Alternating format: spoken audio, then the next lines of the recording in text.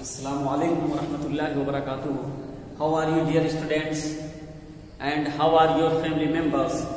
Brothers, as you know, we have read about the pronunciation of C. And after that also we have read the pronunciation of G and the pronunciation of S.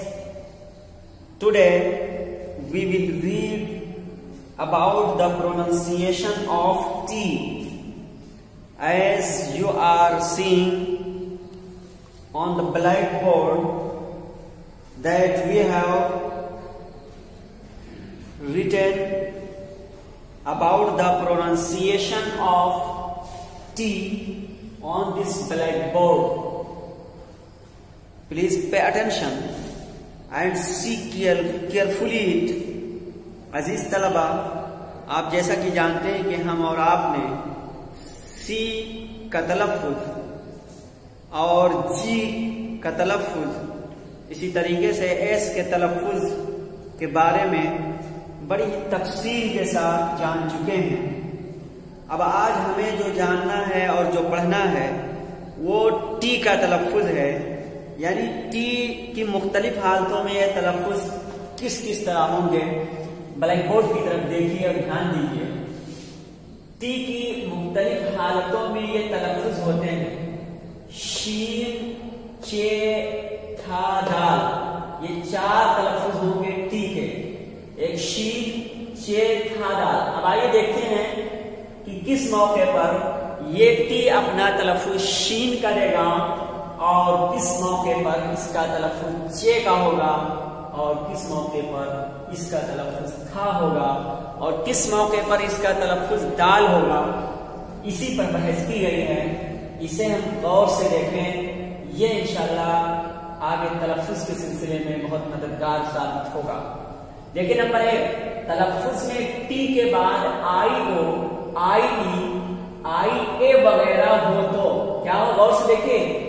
T के बाद, लफ्ज़ T के बाद जो हर्फ T है इसके बाद आई हो, आई ई हो या आई ए हो वगैरह हो तो टी को शीन बोला जाता है। यानी शीन हम टी को कब पढ़ेंगे, जब टी के बाद आई हो या आई ई हो या आई ए हो वगैरह तो टी को शीन बोला जाता है।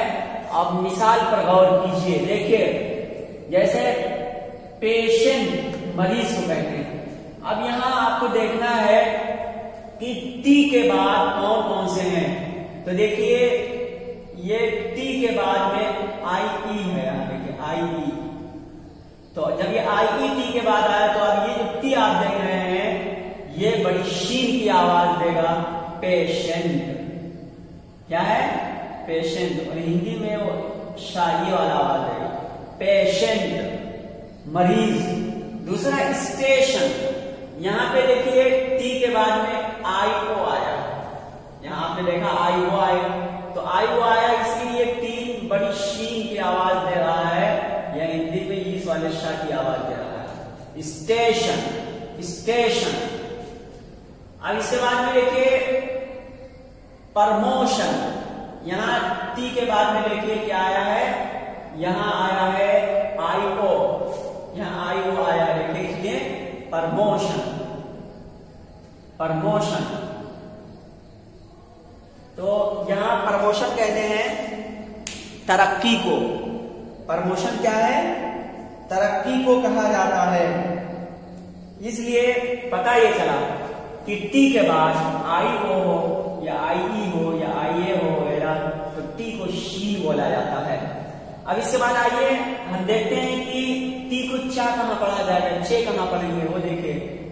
वही कह रहे हैं अगर तलफ़्फ़ुज़ में टी के बाद एच हो तो कभी कभी था की आवाज आती है और बाज दफा दा की आवाज आती है। देखिए 2 नंबर पर ये नीचे के बजाय था और दा को बयान कर रहे हैं कि अगर तलफ़्फ़ुज़ में टी के बाद एच हो, टी है इसके बाद एच हो तो कभी कभी था की आवाज, यानी ये टी था की आवाज देता है और बार दफा दा की आवाज इससे आती है। जैसे थ्री, 3 को कहते हैं 3। अब यहाँ देखिए ये यहाँ पे था की आवाज दे रहा है, लेकिन कभी कभी वो दाल की आवाज देगा, जैसे दैट, दैट माने वो, तो यहाँ पे दाल की आवाज दे रहा है और यहाँ पे था की दे रहा है। अब इसके बाद में अगर तलफ्फुज में एस के बाद में TION, क्या है तलफ्फुज में एस के बाद TION आए, या गौर से देखिएगा, थोड़ा सा आपको पेचीदा लगेगा लेकिन आसान है। अगर तलफ्फुज में एस के बाद TION आए या टी के बाद URE आए, यानी एस के बाद TION आए और या टी के बाद URE आए, तो टी का तलफ्फुज चे जैसा होगा, जैसे नेचर। अब यहां टी का तलफ्फुज देखिए चा आता है, नेचर, NATURE, नेचर, फितरत को कहते हैं। और यहां पे देखिए क्वेश्चन, क्वेश्चन। अब यहाँ एस देखिए चा की आवाज दे रहा है, ये एस जो है चे की आवाज दे रहा है, क्योंकि इससे पहले आपने देखा अगर तलफ्फुज में एस के बाद TION हो, एस के बाद गौर कीजिएगा, एस के बाद TION हो तो चे की आवाज, एस चे की आवाज है TION, देखें TION एस के बाद आ रहा है, इसलिए एस चा की आवाज देगा। क्वेश्चन, क्वेश्चन और नेचर। अब ये टी के तलफ्फुज जान लेने के बाद हम और आप लेटर्स उसी के तहत में बयान किया है किताब साहित्य किताब में। 2 तरह के होते हैं लेटर्स, 2 तरह होते हैं, एक वॉवेल्स और एक कॉन्सोनेंट। AEIO को वॉवेल्स यानी हरूफ इल्लत कहते हैं, हिंदी में मात्रा कह सकते हैं आप, और बकिया 21 लेटर्स को कॉन्सोनेंट यानी हरूफ सही कहते हैं। तो लेटर की आपने और भी दूसरी तरीके से देखा था, स्मॉल लेटर, कैपिटल लेटर, वो अलग एक बहस थी जिसको आपने पढ़ा था, लेकिन यहाँ पर साहिब किताब ये बता रहे हैं कि लेटर्स 2 तरह के हैं, एक है वॉवेल्स, दूसरे हैं कॉन्सोनेंट। वॉवेल्स AEIOU को वॉवेल्स इल्लत कहते हैं और बकिया को 21 को लेटर्स यानी कॉन्सोनेंट कहा जाता है। आइए किताब देखिए, किताब में देखिए टी का तलफ्फुज। टी की मुख्तलिफ हालतों में ये तलफ्फुज होते हैं, शीन, चे, था, दाल। नंबर 1, तलफ्फुज में टी के बाद आई हो, IE, IA वगैरह हो तो टी को शीन बोला जाता है, जैसे मरीज, पेशेंट, स्टेशन, स्टेशन। अब पेशेंट में टी देखिए इसके बाद में IE आया है, इसलिए ये बड़ी शीन पढ़ा गया, और स्टेशन में भी टी के बाद IO आया है, इसलिए उसे बड़ी शीन पढ़ा गया। और इसी तरीके से प्रमोशन में टी के बाद IO है, इसलिए टी को बड़ी शीन पढ़ा गया।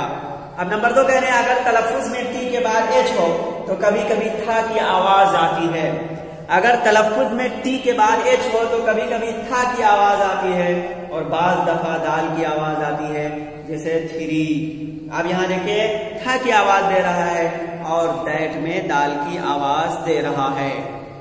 अगर तलफ्फुज में एस के बाद TION आए या टी के बाद URE आए तो टी का तलफ्फुज चे जैसा होगा, जैसे फितरत, नेचर, क्वेश्चन, सवाल। अब लेटर्स 2 तरह के होते हैं, एक है वॉवेल्स, दूसरा है कॉन्सोनेंट। AEIOU को वॉवेल्स यानी हरूफ इल्लत कहते हैं, और बकिया 21 लेटर्स को कॉन्सोनेंट यानी हरूफ सही कहते हैं। अजीज तलबा, ये आज बहस थी टी के सिलसिले में और लेटर्स के बारे में जिसे जाना है। अब कल हम और आप नया चैप्टर पढ़ेंगे। आज के लिए बस इतना ही, फिर मिलेंगे हम आपको अगली वीडियो में। तब तक आज के लिए बस इतना ही। और आप लोग जो राइटिंग बनाने के लिए आप लोग नकल लिखने के लिए दिया जा रहा है रोजाना 1 पेज, उसको जरूर लिखते रहिए, राइटिंग बनाते रहिए और तारीख डाल करके लिखते रहिए। हालात मामूल पे आने के बाद जब आप वापस आएंगे तो इसको इंशाल्लाह जरूर 1 बाय 1 देखा जाएगा। चलिए आज के लिए बस इतना ही। अस्सलाम वालेकुम व रहमतुल्लाहि व बरकातहू।